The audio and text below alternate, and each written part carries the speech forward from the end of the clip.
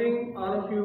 मैं Ranjit Singh, Gurugram teacher training college Chak 5 Belam Shri Vijaynagar के YouTube channel में आप सभी का स्वागत करता हूं।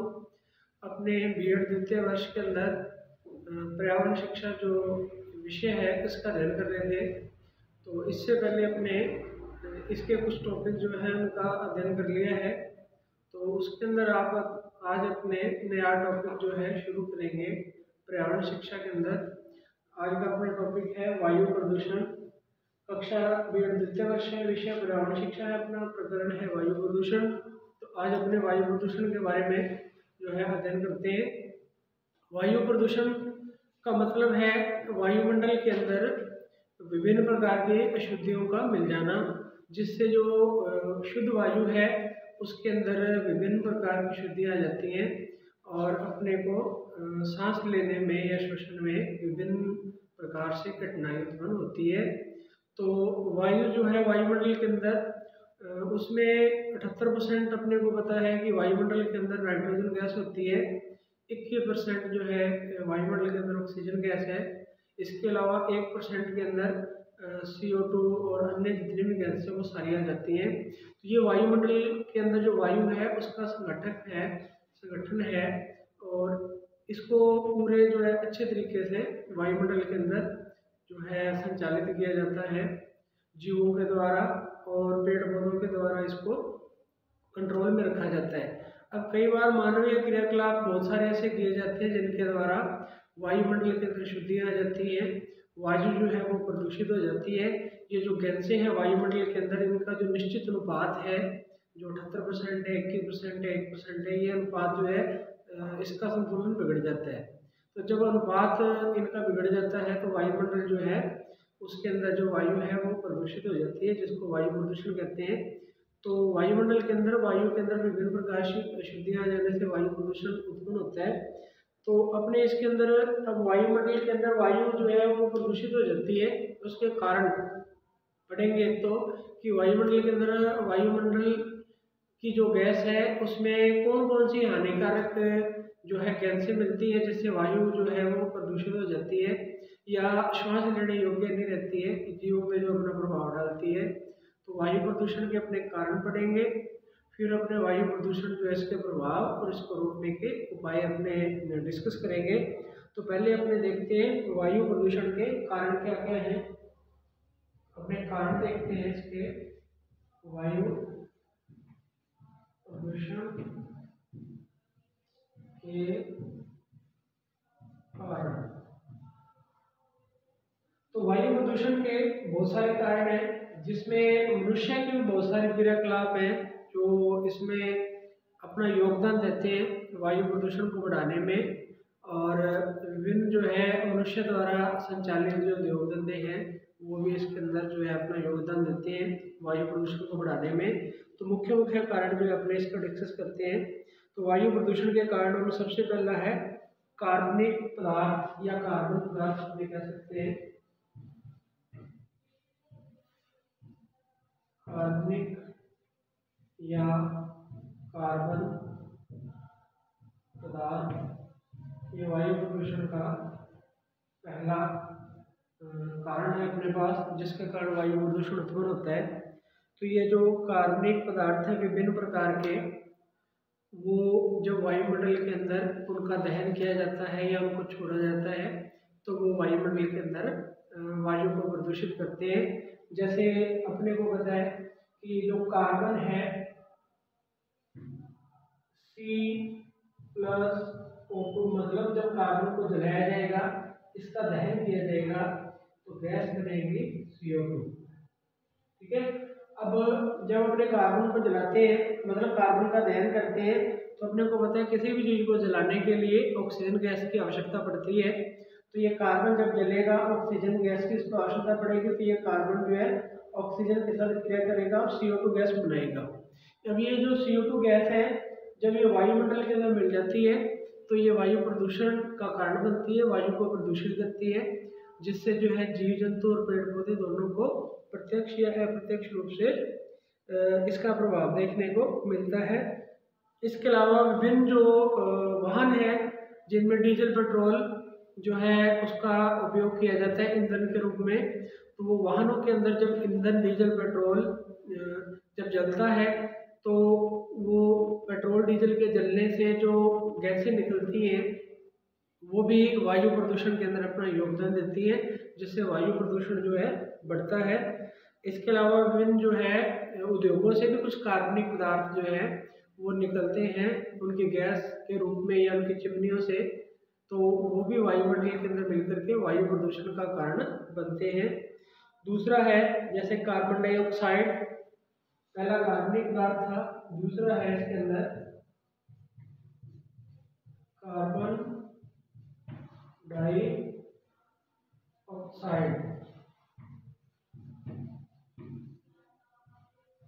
तो कार्बन डाइऑक्साइड जो गैस है, जैसे अपने ऊपर अभी इसकी बात की थी CO2 गैस जिसको अपने कहते हैं, तो ये जो कार्बन डाइऑक्साइड गैस है यह भी वायु प्रदूषण का कारण बनती है।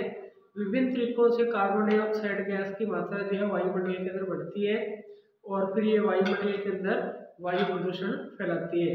कार्बन डाइऑक्साइड गैस की वायुमंडल में मात्रा बढ़ने के बहुत सारे कारण हैं। एक कारण हमने जैसे भी मैंने ऊपर लिखा था C+O2 CO2 गैस बनती है, मतलब कार्बन को जब जलाया जाता है, कार्बन का दहन किया जाता है तो CO2 गैस बनती है और ये वायुमंडल के अंदर वायु प्रदूषण फैलाती है।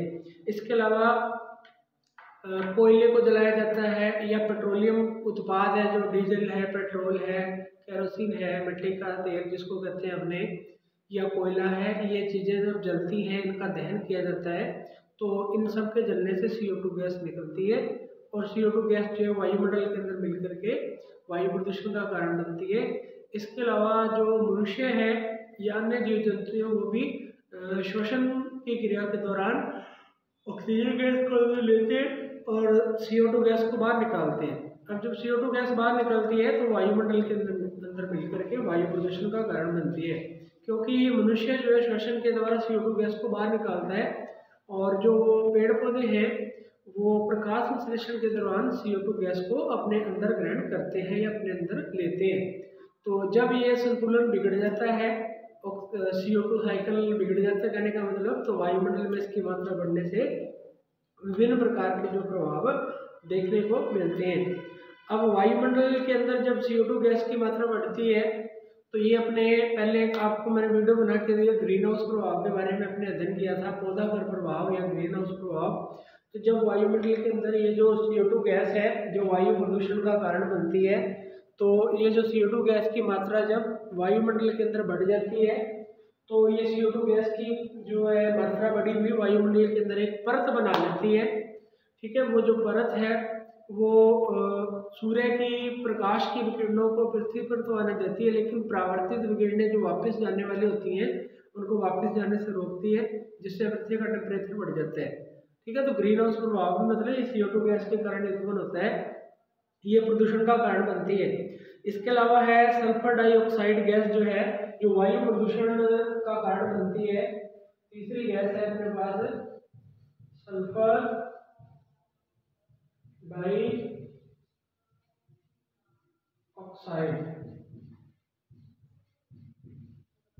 तो सल्फर डाइऑक्साइड जो गैस है, ठीक है, SO2 गैस, ये सल्फर डाइऑक्साइड गैस जो है यह भी वायु प्रदूषण का कारण बनती है, वायु प्रदूषण मतलब फैलाती है।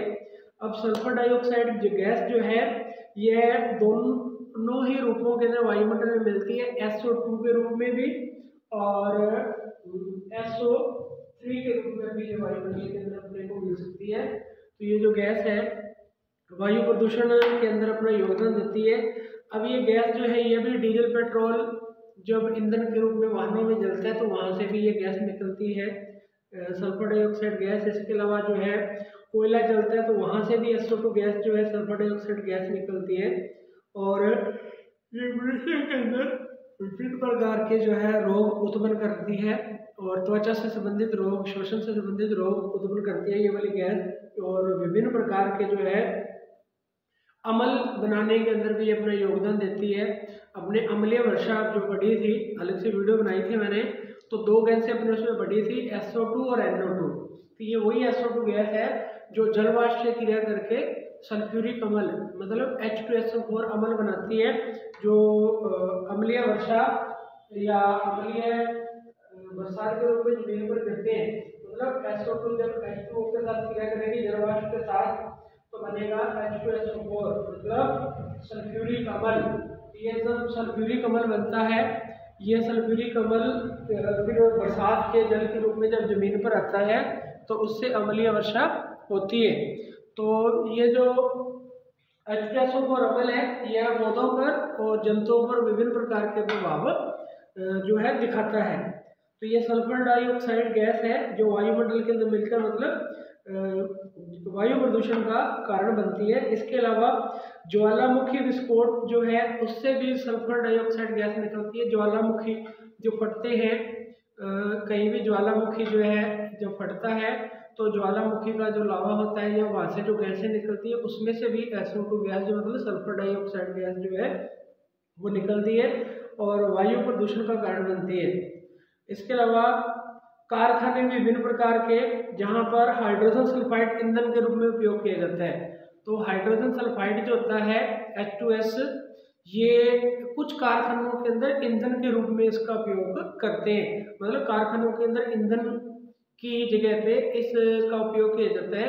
तो ये जब ईंधन के रूप में वहाँ उपयोग किया जाता है तो वहाँ पर फिर जो है SO2 गैस जो है वो निकलती है और वायु प्रदूषण का कारण बनती है। ठीक है, ये जो है गैस है इसके कारण मनुष्य बेहोश भी हो सकता है और उसकी मृत्यु भी हो सकती है। बहुत इसका भयंकर जो है प्रभाव दिखाई देता है। इसके अलावा अगला कारण है नाइट्रोजन ऑक्साइड। मतलब नाइट्रोजन के ऑक्साइड जो है वायु प्रदूषण के कारण बनते हैं। नाइट्रोजन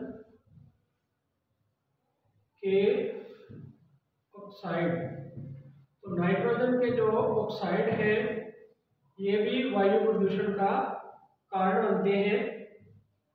अब नाइट्रोजन के ऑक्साइड मतलब NO2, ठीक है। तो ये नाइट्रोजन के ऑक्साइड जो है ये भी वायु प्रदूषण का कारण बनते हैं। अब ये नाइट्रोजन जो है ये विभिन्न प्रकार जो है के अवशेषों के जलने से विभिन्न प्रकार के जो अपने कृषि के अवशेष हैं या जंतुओं के अवशेष हैं उनको जब जलाते हैं तो वहाँ से जो है NO2 जो गैस है वो वायुमंडल के अंदर आती है और प्रदूषण का जो है मुख्य कारण बनती है। अब ये जो NO2 है ये NO3 के रूप में भी हो सकता है, NO2 के रूप में भी हो सकता है और ये वाहनों और बिजली उत्पादन के संयंत्रों से भी उत्पन्न होती है। बिजली उत्पादन करने वाले जो संयंत्र हैं जिनसे बिजली बनाई जाती है, कोयले से बिजली बनती है चाहे जल से बिजली बनती है, तो बिजली वाले जो प्लांट लगे हुए संयंत्र उनसे भी ये जो गैस है वायुमंडल के अंदर मुक्त होती है और प्रदूषण का कारण बनती है। इसके अलावा अल्ट्रावायलेट प्रकाश की मात्रा जो है इसमें कम हो जाती है इनके कारण और यह ऑक्सीजन से मिलकर नाइट्रिक एसिड तैयार करती है। अपने जैसे वो SO2 गैस के बारे में देखा भी, SO2 गैस जो है वायुमंडल की जलवाष्प पे क्रिया करती है और वायुमंडल की जलवाष्प पे क्रिया करके H2SO4 मतलब सल्फ्यूरिक अम्ल बनाती है जो अम्लीय वर्षा का कारण बनता है। ऐसे ही जो NO2 गैस है, ये NO2 गैस जो है यह भी वायुमंडल के अंदर क्रिया करती है जलवाष्प से। NO2 प्लस जलवाष्प तो अम्ल बनता है, इसके क्रिया करने से HNO3 जिसको अपने नाइट्रिक अम्ल कहते हैं। तो ये जो HNO3 या नाइट्रिक अम्ल है यह भी बरसात के रूप में जमीन पर आता है और अम्लीय वर्षा का कारण बनता है। तो जो सल्फ्यूरिक अम्ल है H2SO4 और HNO3 है ये दोनों अम्ल जो है अम्लीय वर्षा के कारण होते हैं। मतलब इनके कारण अम्लीय वर्षा होती है या ये अम्ल जब बरसात के रूप में जमीन पे आते हैं तो फिर उसको अम्लीय वर्षा कहते हैं। तो HNO3 के लिए NO2 उत्तरदायी है, जलवाष्प से क्रिया करके बनाती है और H2SO4 के लिए SO2 उत्तरदायी है, जलवाष्प से क्रिया करके से बनाती है। तो ये जो नाइट्रोजन के ऑक्साइड है इसके अलावा ये जो है पीड़ादायक और विषैली होती है। इससे रासायनिक कोहरा भी उत्पन्न हो सकता है, कोहरा जिसको अपने कहते हैं रासायनिक। इस गैस की तीव्रता आँख, कान, नाक को प्रभावित करती है। मतलब इस गैस जो है इसकी तीव्रता आँखों को भी प्रभावित करती है, नाक को भी प्रभावित करती है। ठीक है, और कान को भी प्रभावित करती है। इस गैस की मात्रा अगर ज़्यादा हो जाए तो मनुष्य का गला जो है वो सूखने लगता है और सिर में दर्द होने लगता है, उसे सांस लेने में परेशानी होती है। ठीक है, सांस लेने की भी मतलब दम घुटने जैसी समस्या पैदा हो जाती है इस गैस की मात्रा अगर वायुमंडल के अंदर सामान्य से जो है ज़्यादा हो जाए तो उसे सांस लेने में परेशानी होगी। इसका जो है गैस का पेड़ पौधों पर भी प्रभाव पड़ता है, क्योंकि पौधों के अंदर जो मेटाबॉलिक क्रिया है वो पूर्ण रूप से संपन्न नहीं होती, मतलब इसके कारण प्रभावित हो जाती है। वायुमंडल में ओजोन की अधिक मात्रा मनुष्य के स्वास्थ्य फसलों के लिए पूर्ण रूप से जो है हानिकारक है, उनको प्रभावित करती है। और ये जो है NO2 जो गैस है इसके जो स्रोत हैं उन पे अपने को नियंत्रण रखना चाहिए कहने का मतलब। और इस गैस जो है इसकी मात्रा को वायुमंडल के अंदर 8 से अधिक नहीं होने देना चाहिए ताकि अपने इसके प्रभाव से बचे रहें। इसके अलावा वायु प्रदूषण का कारण है अगला धूल, या जिसको अपने डस्ट कहते हैं। तो धूल, ठीक है, जिसको अपने डस्ट कह देते हैं, तो डस्ट या धूल जो है यह भी वायु प्रदूषण का कारण है। अगर वायुमंडल के अंदर धूल या डस्ट जो है ज़्यादा मिल जाएगी तो फिर वायु जो है वो प्रदूषित हो जाएगी, अपने को ज़्यादा दूरी तक दिखाई नहीं देगा, सांस लेने में अपने को दिक्कत आएगी। अगर अपने धूल वाली या धूल भरी वायु को अंदर लेंगे तो फेफड़े जो है उससे जो है खराब हो सकते हैं अपने, और अपनी जो सांस लेने की क्षमता है वो भी प्रभावित होती है। तो धूल के कारण भी वायु प्रदूषण फैलता है, क्योंकि जो रेगिस्तान है या मरुस्थल है, जैसे जो सबसे बड़ा मरुस्थल है सहारा मरुस्थल, ठीक है, और अरब के जो मरुस्थल है वहाँ धूल के कण जो है जब आंधी तूफान चलती है तो अपने भारत तक पहुँच जाते हैं और यहाँ आकर के धीरे धीरे जो है वायु प्रदूषण जो है इसका कारण बनते हैं। और वायु प्रदूषण जो है अगर धूल के कारण हुआ है, मतलब धूल के कण बहुत ज़्यादा है वायु के अंदर, उसके कारण वायु प्रदूषण उत्पन्न हो रहा है, तो ये जो धूल के कणों वाला वायु प्रदूषण है इसके अंदर जो है दमा से संबंधित रोग हो जाते हैं, एलर्जी से संबंधित रोग हो सकते हैं, और श्वास से संबंधित रोग मतलब सांस लेने में दिक्कत हो सकती है, और फेफड़ों से संबंधित जो रोग हैं वो इस प्रदूषण के कारण उत्पन्न होते हैं और अगला दिखाते हैं। इसके अलावा जो है बेंजीन होता है एक रासायनिक पदार्थ जो वायु प्रदूषण फैलाता है। बेंजीन एक रासायनिक पदार्थ है, यह भी वायु प्रदूषण का कारण बनता है। तो जो बेंजीन होता है तरल रूप से गैस के रूप में निकलता है, यह तरल मतलब लिक्विड से गैस के रूप में निकलता है यह बेंजीन जो है, और मनुष्य के फेफड़ों को सबसे ज़्यादा यह प्रभावित करता है। यह फेफड़ों में कैंसर उत्पन्न करने का कारण भी कई बार बन जाता है, मतलब इसके कारण फेफड़ों का कैंसर भी उत्पन्न हो जाता है कई बार बेंजीन के कारण। विषैला रासायनिक पदार्थ है ये। और इसके अलावा बेंजीन का जो धुआं है तंबाकू, तारकोल, गैसोलीन से अधिक निकलता है। तंबाकू का यूज जो लोग करते हैं, तारकोल का करते हैं या अपने गैसोलीन का यूज ज़्यादा करते हैं, तो वहाँ से जो बेंजीन का धुआं या मतलब धुएं के रूप में बेंजीन निकलती है। और इसके अलावा कचरा का कोई ढेर है, हमारे कचरा का जब सड़न होता है उसमें कवक जीवाणु क्रिया करते हैं, उसका अपघटन करते हैं, तो उससे भी जो है बेंजीन निकलती है और वायुमंडल के अंदर मिलकर वायु को प्रदूषित करती है। इसके अलावा अगला वायु प्रदूषण का कारण है पारा, जिसको अपने मरकरी भी कह देते हैं। तो पारा या मरकरी है यह भी वायु प्रदूषण का कारण बनता है। तो पारा या मरकरी के बारे में आपको पता है कि यह जो है पारा या मरकरी है इसका उपयोग अपने थर्मामीटर के अंदर भी करते हैं, और पारा या मरकरी है यह द्रव के रूप में होता है, और इसका जो है गलनांक पथनांक वो भी सामान्य दूसरी धातुओं जो है उनकी तरह नहीं होता है, क्योंकि पारा जो है वैसे तो अपने को पता है जो धातुएं होती हैं वो ठोस रूप में मिलती है ज़्यादातर, और अधातुएं जो है वो द्रव या गैस के रूप में मिलती है। लेकिन जो पारा है या मरकरी है यह धातु होते हुए भी द्रव अवस्था के अंदर पाया जाता है, ठोस अवस्था के अंदर नहीं होता है। तो ये एक अपवाद होता है पारा या मरकरी। थर्मामीटर के अंदर इसको भरा होता है, अपने जो टेम्परेचर मापने के लिए डॉक्टर थर्मामीटर का यूज करता है तापमापी का, उसके अंदर भी ये पारा ही होता है। अब ये जो पारा है चट्टानों और मिट्टी में पाया जाता है मुख्य रूप से। इसका उपयोग पेंट्स के लिए, सौंदर्य प्रसाधनों को बनाने के लिए, कागज की लुगदी बनाने में किया जाता है। यह वायुमंडल के कणों के रूप में रहकर मानव के नाड़ी संस्थान, लीवर और आंखों को प्रभावित करता है, मतलब अपने कंकाल तंत्र को प्रभावित करता है। हड्डियों से संबंधित कुछ रोगों को ये निमंत्रण देते हैं। इसके अलावा अपनी आंखों को, ठीक है, जो अपना लीवर है, यकृत है, उसको भी ये पारा जो है प्रभावित करता है। और इस पारे से अगर प्रदूषण हुआ है, मतलब पारे से संबंधित वायु प्रदूषण है, अगर वायु प्रदूषण का कारण पारा है तो उसके कारण थकान, सिर दर्द, आलस्य, थकान होती है, ज़्यादा सिर दर्द रहता है, आलस्य आती है, भूख कम लगती है और अन्य कई प्रकार की बीमारियां जो है उनको ये जन्म देता है। अगला कारण है जो वायु प्रदूषण का जस्ता, या जिसको अपने जिंक कह सकते हैं, जस्ता, या जिसको अपने जिंक कहते हैं।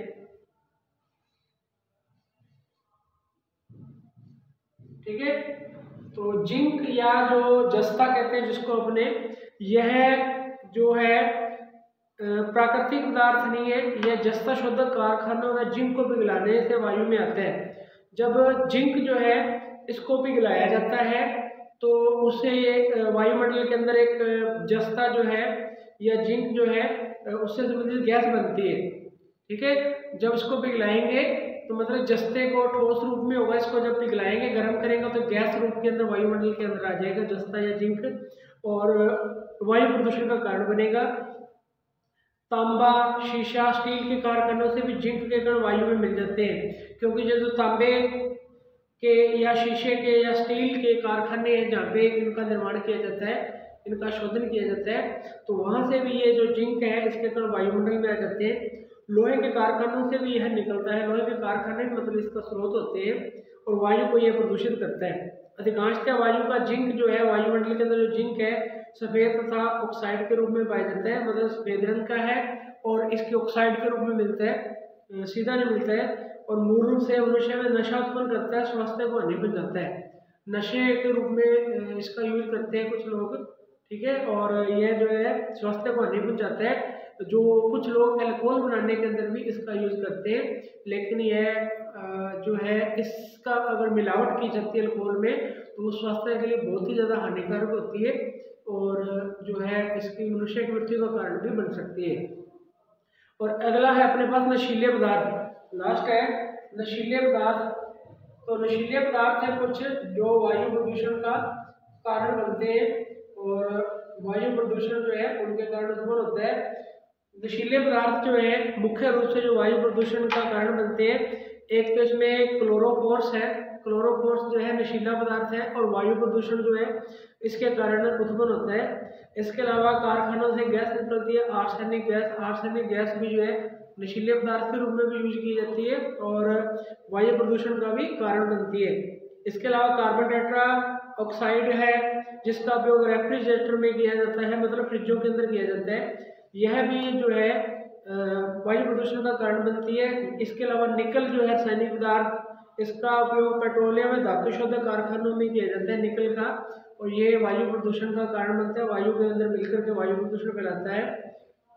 विनाइल क्लोराइड होता है जो, इसका अधिक उपयोग प्लास्टिक के कारखानों में प्लास्टिक बनाने में किया जाता है, विनाइल क्लोराइड, और यह वायुमंडल के अंदर मिलकर वायु प्रदूषण का कारण बनता है और विभिन्न प्रकार के जो है फेफड़ों से संबंधित जो है रोग उत्पन्न मनुष्य में करता है।